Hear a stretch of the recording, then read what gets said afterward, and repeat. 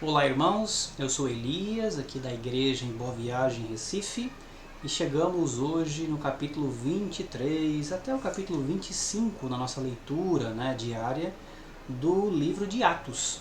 Atos, um livro que está mostrando para nós aqui essa restauração que foi feita por Jesus. Então, Israel no Velho Testamento, o povo de Deus, pecou, descumpriu a lei de Deus. E Atos, desde o seu capítulo 1, mostra justamente essa restauração que Jesus veio fazer.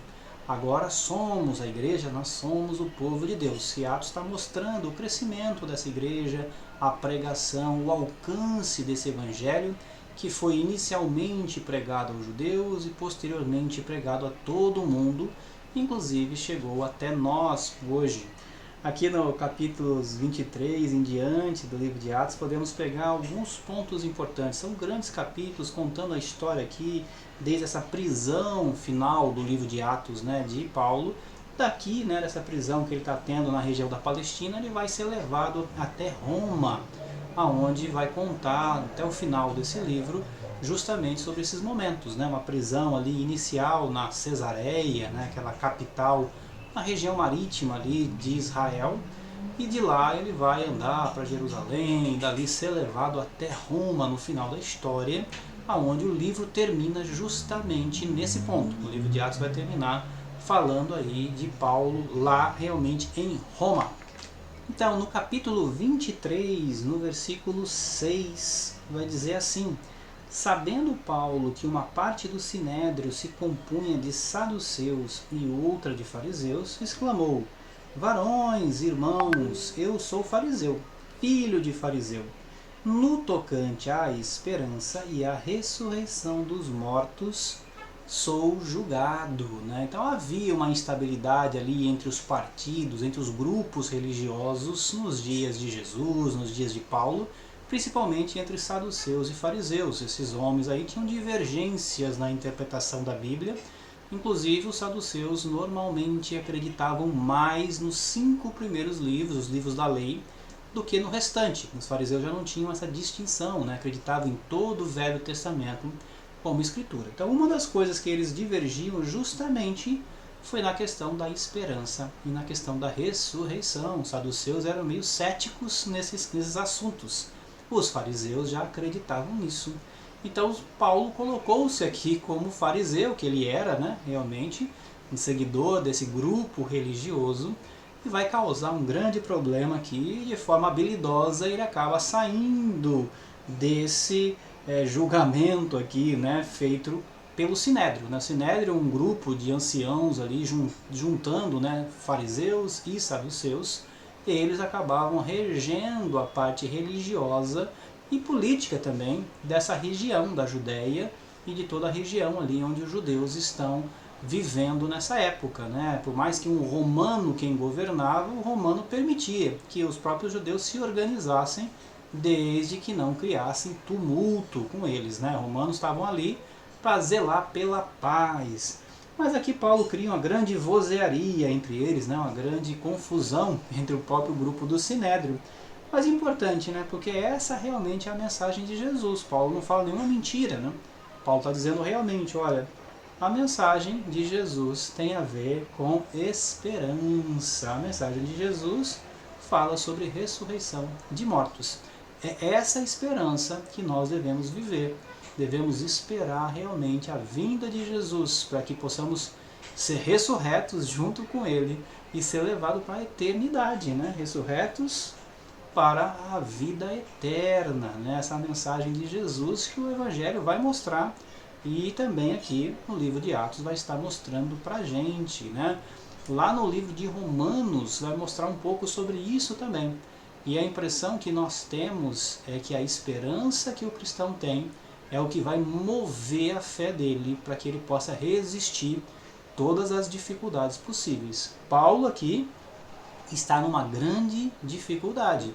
Paulo está preso, vai ficar aqui 2 anos aí aprisionados nessa região, sem contar a ida para Roma.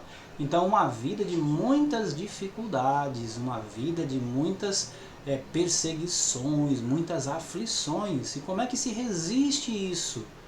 Com essa mensagem que Paulo diz. Se nós, assim como Paulo, tivermos vivendo e pregando a esperança, a ressurreição, realmente vamos suportar tudo que vem pela frente. Mesmo assim, né, quando avançamos para o versículo 11 do capítulo 23, nós vemos a mensagem, né? Na noite seguinte, o Senhor, pondo-se ao lado dele, disse: coragem, ao Senhor aparecendo para Paulo, né? Pois do modo porque deste testemunho a meu respeito em Jerusalém, assim importa que também o faças em Roma. Então Paulo ainda seria alçado a algo maior ainda, assim como ele estava ali enfrentando aquele povo, né? Enfrentando aqueles líderes religiosos para falar sobre a esperança, sobre a ressurreição de Jesus dos mortos, né? Nossa ressurreição no dia final, essa grande pregação, essa esperança que ele tinha convicção do que ele estava fazendo.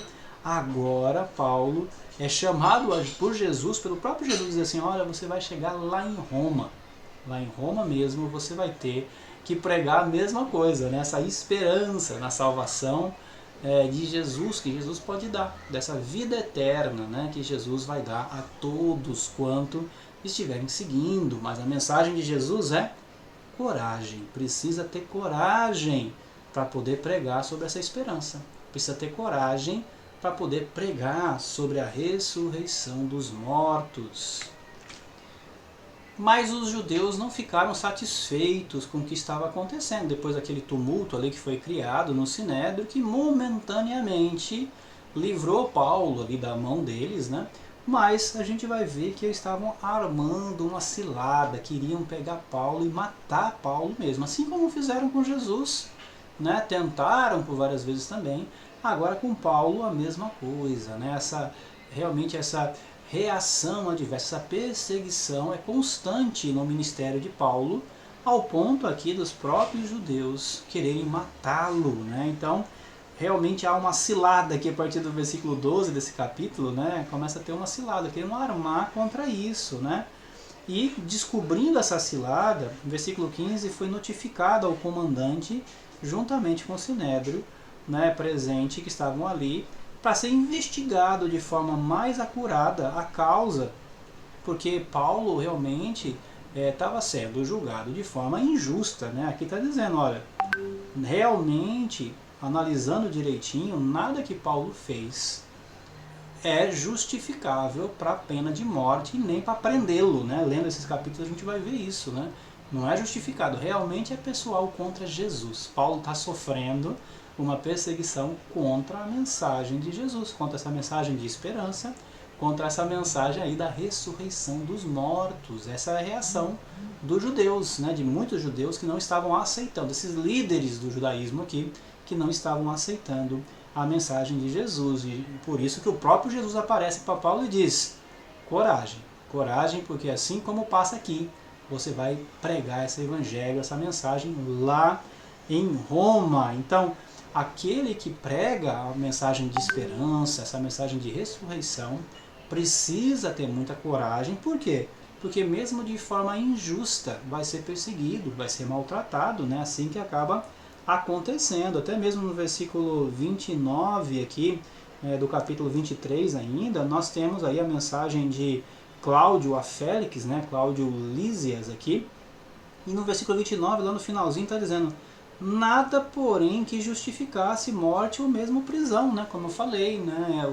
Eles estão verificando que nada que estão acusando Paulo, coisas assim, realmente justifique o que eles querem fazer. Então estavam querendo matar, armar uma emboscada para matar, uma cilada, para poder matar o próprio Paulo. Mas essa é a consequência mesmo, né? Essa é a reação de muitas vezes daqueles que pregam a esperança da vida eterna, que pregam a ressurreição dos mortos. Vão ser perseguidos, por isso precisam ter coragem, muita coragem, né? No capítulo 24, já no versículo 25, né, quando Paulo está junto de Félix ali, né, outro procurador romano que estava governando naquela região, e da sua esposa, que era uma judia, a gente vai ver também aqui dizendo, né, versículo 25 diz assim: Dissertando ele acerca da justiça, do domínio próprio e do juízo vindouro, ficou Félix amedrontado e disse: por agora podes retirar-te, e quando eu tiver a vagar, chamar-te-ei. Quando tivesse um espaço na agenda dele ali, ele está medroso, não está com medo da reação, né? Ele ia chamar Paulo novamente. Mas Paulo continuava a pregar essa esperança, pregar esse evangelho, pregar realmente a ressurreição dos mortos. E aqui vai dizer que ele está pregando sobre a justiça de Deus, né? Sobre o domínio próprio, uma qualidade aí do cristão, aquele que tem esperança na vida eterna, se controla, se domina, né? Tem um autocontrole. E vai falar também sobre o juízo final. Nós precisamos lembrar, se acreditamos na ressurreição dos mortos no dia final, precisamos lembrar que há um juízo. E se a pessoa, na situação aqui de Félix, né, analisa a sua vida, vê que a situação não é boa para o nosso lado, né? Mas por isso que nós temos a mensagem do Evangelho, que vai mostrar a gente se seguimos a Jesus, esperamos a vinda de Jesus confiantes, porque os nossos pecados foram perdoados, né? Continuando aqui no versículo 26, diz: esperando também ao mesmo tempo que Paulo lhe desse dinheiro, pelo que chamando mais frequentemente, conversava com ele. Então muitas vezes, né, a busca das pessoas não é simplesmente de um evangelho genuíno, né? Infelizmente pessoas querem dinheiro, né? Alguns querem status, querem poder, mas o evangelho não está prometendo isso a ninguém. O evangelho promete algo muito maior, que é uma vida eterna com Cristo, que é a ressurreição dos mortos, né? É nessa esperança que Cristo está centrando a vida dos cristãos. Que a gente possa realmente, assim como Paulo, ser corajosos para poder pregar esse evangelho, independente das prisões que a gente passe por aí. Que a gente possa realmente ter essa convicção, essa esperança de que Jesus vai voltar, vai nos levar a morar pela eternidade com Ele, né? E ter essa coragem para enfrentar todas as dificuldades que possam vir. Por quê? Porque pessoas de forma injusta vão perseguir os cristãos, assim como fizeram com Paulo. Pessoas, mesmo de forma injusta, vão procurar interesses próprios, como dinheiro aqui, no caso do próprio Félix. Mas mesmo assim, precisamos, corajosos, pregar a mensagem. O Evangelho que traz esperança para as nossas vidas. O Evangelho que ressuscita os mortos. Que o Senhor nos dê essa coragem, nos dê essa esperança, para que continuemos, mesmo nas dificuldades, pregando o Evangelho de Jesus. Deus os abençoe.